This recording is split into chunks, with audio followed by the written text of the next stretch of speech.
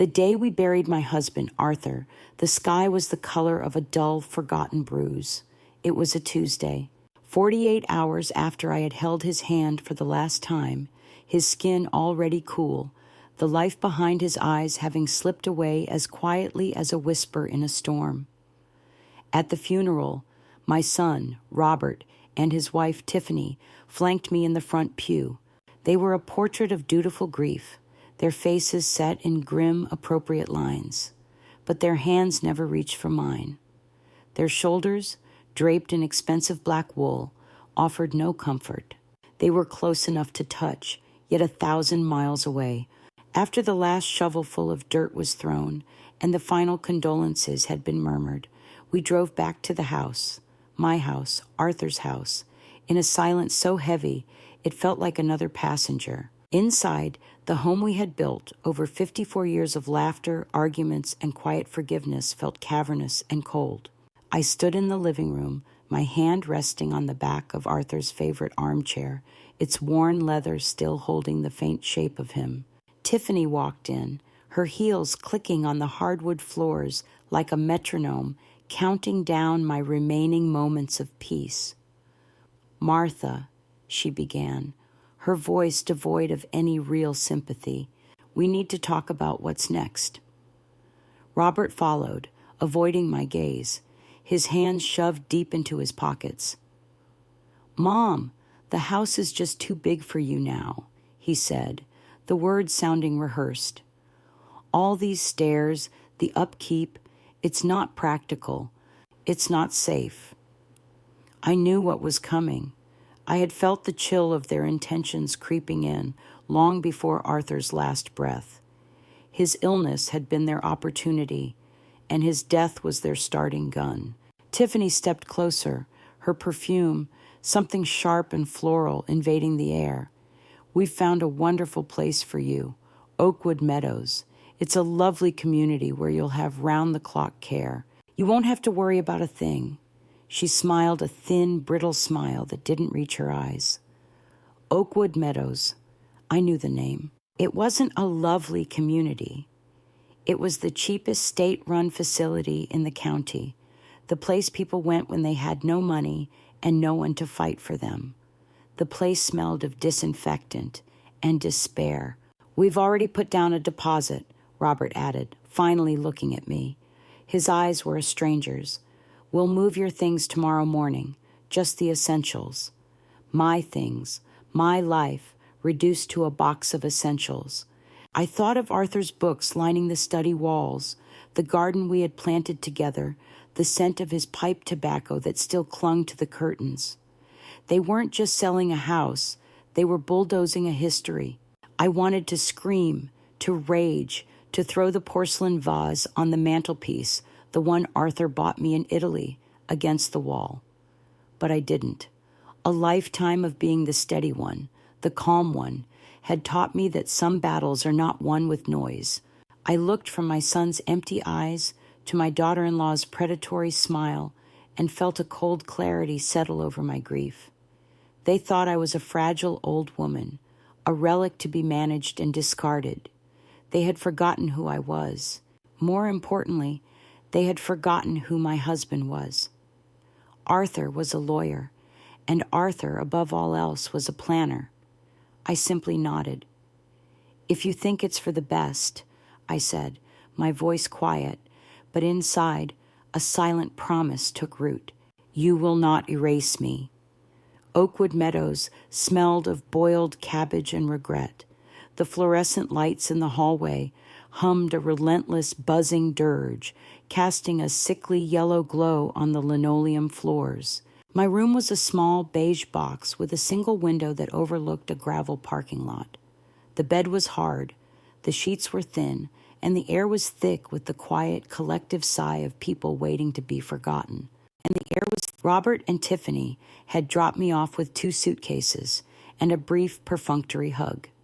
"We'll call you once you're settled," Tiffany had chirped, already turning to leave. They didn't call. For a week, I existed in a fog. I ate tasteless meals in a communal dining room where no one spoke, their gazes fixed on the middle distance. I watched game shows on a fuzzy television, the canned laughter a mocking counterpoint to the silence in my heart. Each night, I lay in the dark and pictured my home. I saw the sun slanting through the kitchen window, illuminating the dust motes dancing in the air. I smelled the roses Arthur had planted by the porch. I felt the worn comfort of his armchair. It was a physical ache, a phantom limb of a life that had been amputated. I was a ghost, haunting my own memories. The news came not from my son, but from a former neighbor, Betty, who called 2 weeks later. Her voice was laced with a mixture of pity and morbid curiosity. "Oh, Martha, I was so sorry to hear about the house," she began. "I saw the sold sign go up yesterday. A young couple with a baby. It all happened so fast. The phone felt slick in my hand. Sold. The word was so final, so brutal. They hadn't even waited. They had sold it the way you sell off scrap metal, with no thought to the life it had contained. They had pocketed the money, my home, and left me here in this beige purgatory to fade away." That night, for the first time since Arthur died, I cried. Not loud, heaving sobs, but silent, hot tears that streamed down my face and soaked the thin pillow. They were tears of grief, not just for my husband, but for the son I had lost, for the home that was no more, and for the woman I used to be. I wept until my eyes were dry and my soul felt scoured clean. And when the tears stopped, something else took their place, a cold, hard resolve. They had taken my home, my dignity, my past. They believed they had taken everything. But as I sat up in that lumpy bed, the gray light of dawn creeping through the grimy window, I remembered Arthur's words, spoken to me years ago as we sat on the porch swing, watching the fireflies. "Martha," he had said, his voice a low rumble, "love is about trust. But the law, my dear, the law is about proof. Never forget that." And in the back of my closet, tucked into the lining of the winter coat they had deemed an essential, was an envelope. Inside it was a key, not to the house, but to a safe deposit box at the downtown bank, a box only I had access to. Arthur was a planner, and his final plan was about to unfold. Arthur was a man of quiet details. He noticed the first crocus of spring, the exact shade of the sky at dusk, and the subtle shift in my mood when I was troubled. He built his life, and our life together, with the same meticulous care he applied to his legal briefs. He wasn't a man for grand gestures. He was a man of foresight, of contingency plans, of ramparts built to protect what he loved. He had been a probate lawyer for 40 years, and he had seen the worst of human nature emerge when grief and greed collided. "Families are like beautiful old houses, Martha," he'd told me once, long after Robert was grown. "Solid foundations, but you always have to check for termites." I spent a day arranging my temporary leave from Oakwood Meadows, telling the staff I had a family matter to attend to. They barely registered my departure. In the world of the forgotten, one less ghost at the dinner table was hardly noticed. I took a cab to the old First National Bank downtown, the key to the safe deposit box feeling heavy and significant in my palm. Inside the vault's chilled, silent air, I slid the long metal box from its slot. My hands trembled as I lifted the lid. It wasn't filled with jewelry or cash. It was filled with paper, neatly organized folders, all labeled in Arthur's precise, elegant script. There was a copy of my original birth certificate, our marriage license, and the deed to the house, the one that listed us as joint tenants with rights of survivorship, meaning it was fully mine upon his death. But beneath that was another folder, thicker than the rest, labeled simply, "A C will contingency." I opened it. Inside was a formal, notarized copy of his last will and testament, dated just 6 months before he passed. I read through the familiar bequests. a small donation to the local library, his antique watch to a nephew. Then I got to the main section, the part concerning Robert. My breath hitched. The will stated that the entirety of Arthur's estate, his stocks, his investment portfolio, his life insurance, a sum I knew was substantial, was to be placed in a trust for our son, Robert. But then came the final paragraph, the one Arthur must have crafted with a grim, loving foresight. It read, "The disbursement of this trust to my son, Robert Collins, is wholly and irrevocably contingent upon one condition. My beloved wife, Martha Collins, must, within 30 days of this will's reading, sign a legally binding affidavit. This affidavit, to be witnessed and notarized, must affirm that in the days and weeks following my passing, our son and his wife, Tiffany Collins, have provided her with the love, dignity, and care befitting a mother in her time of greatest need. Should she decline to sign or be unable to sign, the entirety of the trust shall be immediately liquidated and donated in full to the Ohio Senior Advocacy Network." I leaned back against the cool metal wall of the vault, the papers resting in my lap. The termites. Arthur had seen them. He had known. He hadn't fought Robert or confronted Tiffany. That wasn't his way. Instead, he had built a final, silent testament.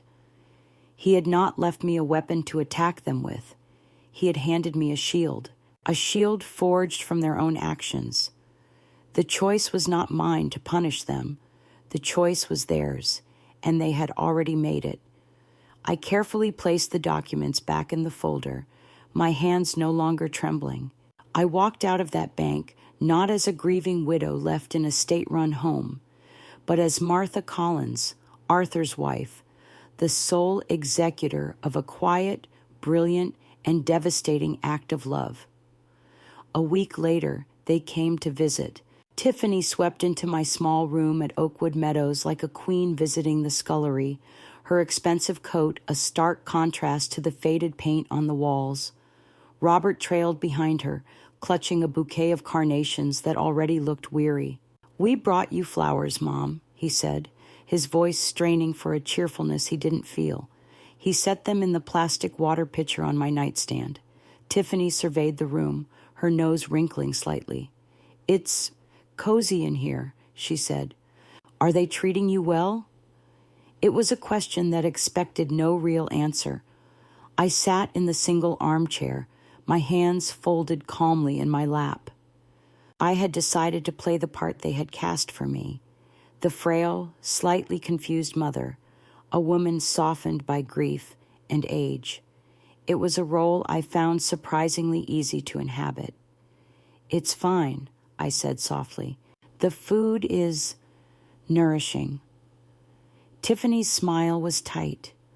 "Good. We just wanted to check in. Things have been so hectic since, you know." She waved a dismissive hand. "Selling the house, managing the estate. It's a lot of paperwork." Robert shifted his weight from one foot to the other. "Yes, a lot. Dad's portfolio is more complex than we thought, but don't you worry about it. We're handling everything."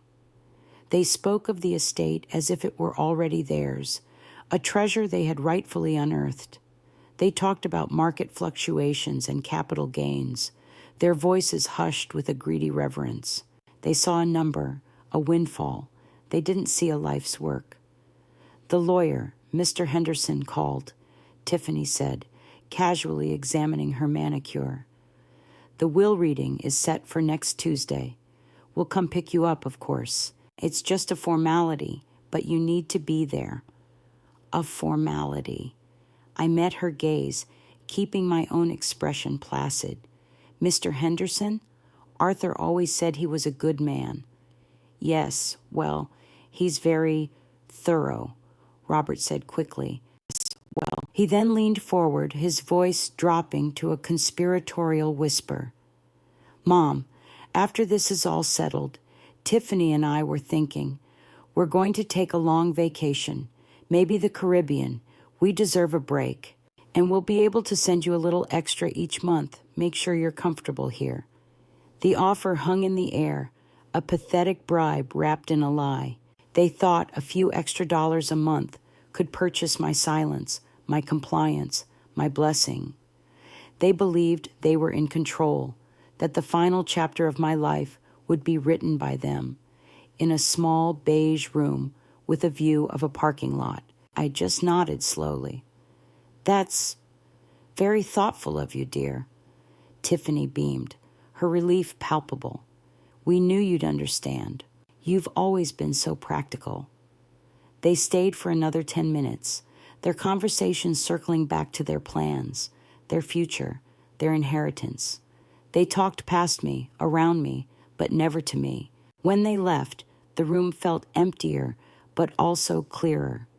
They had laid all their cards on the table, confident in their winning hand.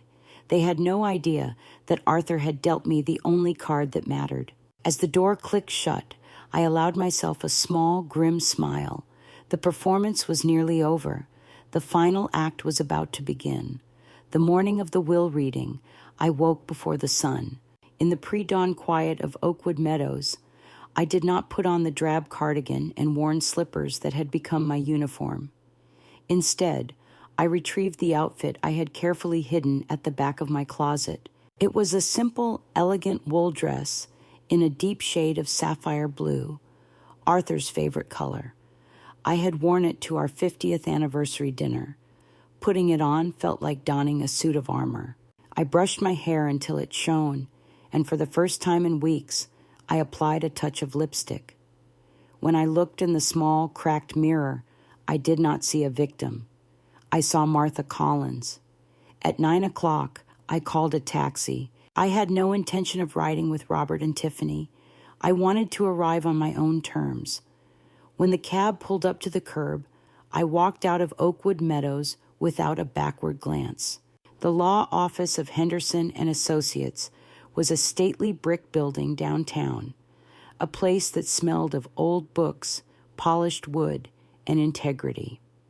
Mr. Henderson greeted me at the door himself. He was a kind man in his late 60s, with eyes that held both the weight of the law and the warmth of a long friendship with my husband. "Martha," he said, taking my hand, "you look wonderful. Arthur would be so proud." His words were a balm to my bruised spirit. "He was a good man, James," I replied, "and a brilliant lawyer." Mr. Henderson's eyes twinkled. "That he was. He left very specific instructions." "Are you ready?" I took a deep breath. "I am." He led me into a large conference room. Robert and Tiffany were already there, seated at one end of a long, polished mahogany table. They looked up in surprise as I entered. Tiffany's perfectly sculpted eyebrows rose in question. "Mom, what are you doing here? We were coming to get you." "I decided to come myself," I said, my voice even and calm. I took a seat at the opposite end of the table, directly facing them, with Mr. Henderson at the head. The space between us felt like a courtroom. Tiffany shot Robert a look, a flicker of annoyance crossing her face before she replaced it with a saccharine smile. "Well, as long as you're here, let's get this formality over with." The air in the room was thick with their impatience and my quiet resolve. They fidgeted, checked their phones, whispered to each other about flight schedules and resort packages. They were children on Christmas morning, waiting to tear open their presents, oblivious to the fact that the greatest gift had already been squandered. Mr. Henderson cleared his throat, the sound echoing in the quiet room. He opened a thick, leather-bound folder. "We are gathered here today to read the last will and testament of Arthur Charles Collins," he began, his voice a steady, authoritative baritone. He adjusted his glasses and started to read. Robert leaned forward, a greedy light in his eyes. Tiffany sat back, a smug, satisfied smirk playing on her lips. They were so close to their victory, they could taste it, but they had no idea the feast they were expecting was about to be replaced by a plate of ashes. Mr. Henderson began with the preliminaries, his voice a calm and steady current in the tense room. He read through the minor bequests with methodical slowness. Arthur's collection of first edition history books was to be donated to the Ohio State University Library. His fly fishing gear was left to his nephew in Colorado. A modest sum was bequeathed to the local animal shelter where we had found our beloved retriever Gus years ago. With each item, Robert's foot tapped more impatiently against the leg of the mahogany table. Tiffany sighed audibly, glancing at the gold watch on her wrist. They viewed these sentimental gestures as tedious roadblocks on the highway to their fortune. Finally, Mr. Henderson turned to the last section of the will. "And now," he said, peering over his glasses at them, "we come to the matter of the primary estate." Robert sat up straighter, his feigned solemnity evaporating, replaced by an undisguised eagerness. Tiffany leaned forward, her smirk widening. This was the moment they had been waiting for, the moment they had sold my home and abandoned me in a beige room for. "The entirety of my remaining assets," Mr. Henderson read, "including all stocks, bonds, investment portfolios, and the proceeds from my life insurance policy, totaling approximately $2.5 million, shall be placed into a revocable living trust." A soft gasp escaped Tiffany's lips. Her eyes glittered. Robert looked as if he might burst. $2.5 million. The number hung in the air, a shimmering monument to their greed. They exchanged a look of pure, unadulterated triumph. They had done it. They had won. "Mr. Henderson continued, his voice unwavering, "This trust, to be known as the Collins Family Trust, is designated for the sole benefit of my son, Robert Arthur Collins." He paused, letting the weight of the statement settle. Robert's chest puffed out. He was a wealthy man. Tiffany looked at me, a flash of pity mixed with contempt in her eyes. It was the look of a victor offering crumbs to the vanquished. But Mr. Henderson had not finished. He slowly turned another page. "However," he said, and the words sliced through the celebratory atmosphere like a shard of ice. Robert and Tiffany froze, their triumphant expressions faltering.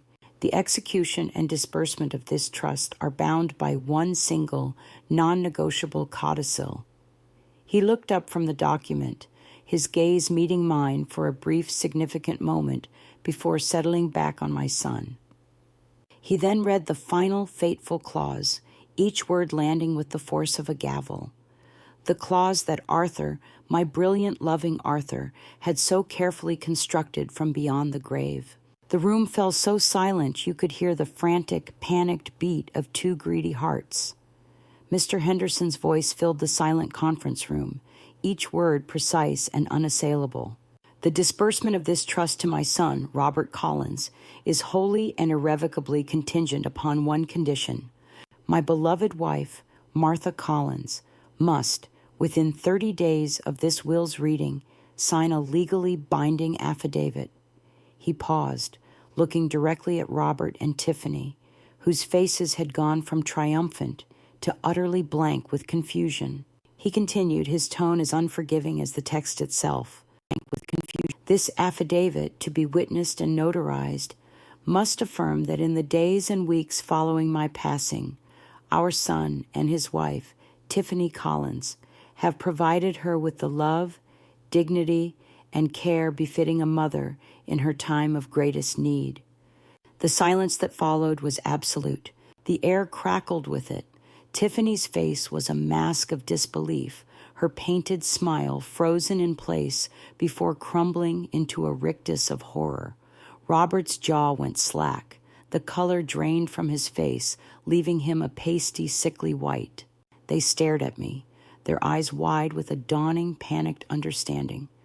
Mr. Henderson let the silence stretch, a quiet indictment of everything they had done. Then he added the final crushing blow.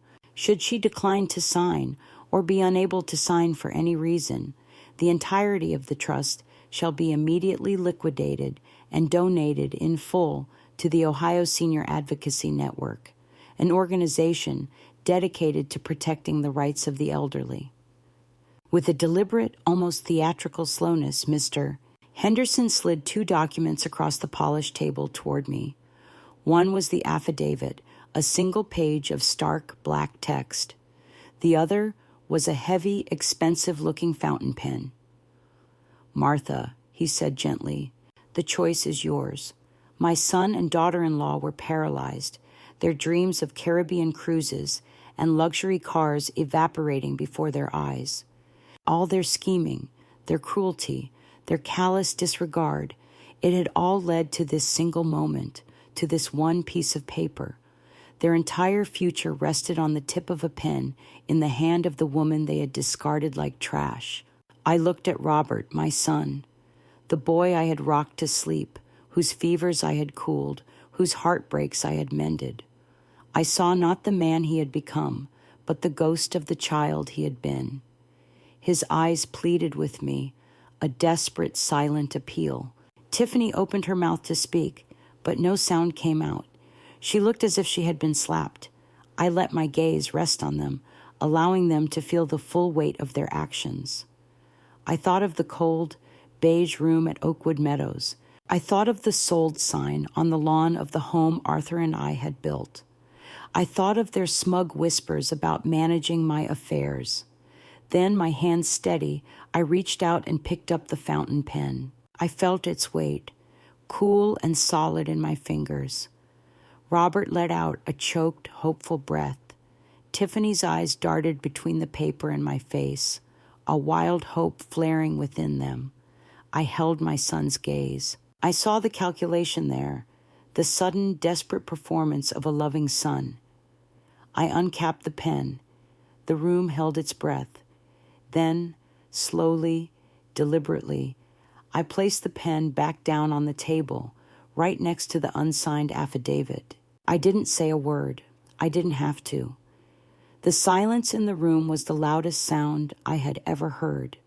The aftermath was a study in disintegration. Tiffany let out a sound that was half sob, half strangled gasp.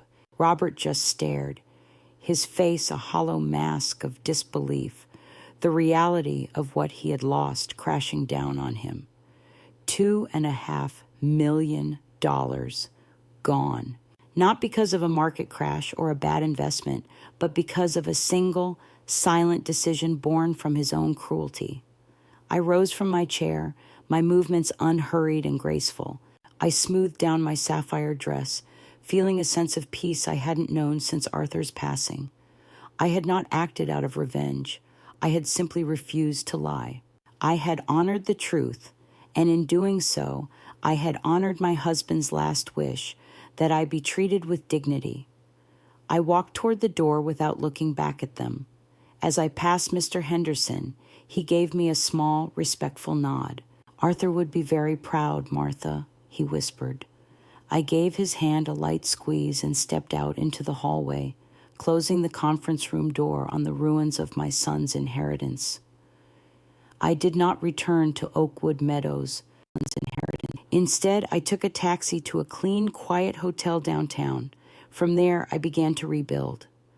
Arthur, ever the planner, had left me well provided for outside of the trust. I had my own savings, our joint accounts, and now the house was legally and fully mine, even if the physical structure was gone.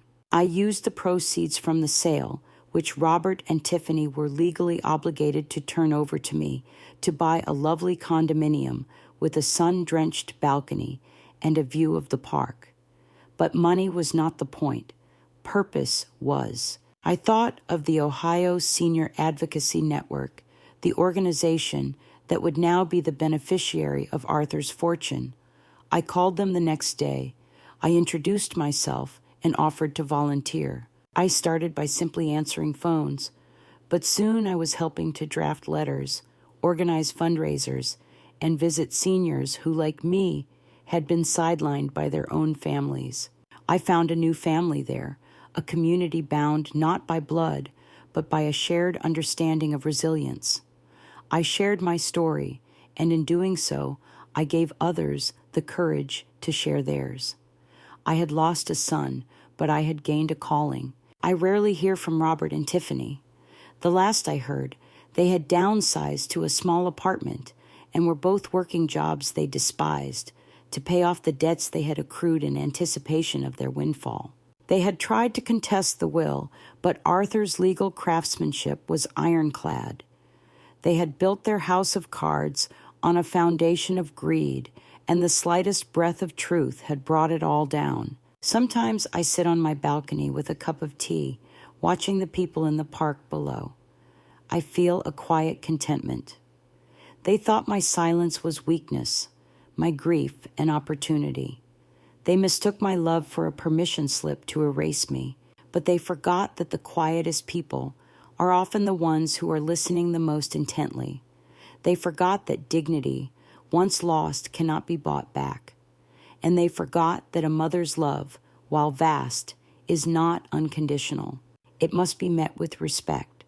And when it is not, sometimes the most loving thing a mother can do is to simply, quietly put down the pen.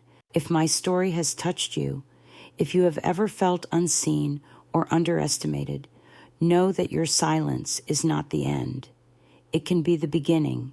It can be the quiet moment before you reclaim your power. This is Grandma True Stories, where we tell the tales of women who were forgotten but refused to disappear. Subscribe to our channel, because when a grandmother finally decides to speak her truth, the world has no choice but to listen.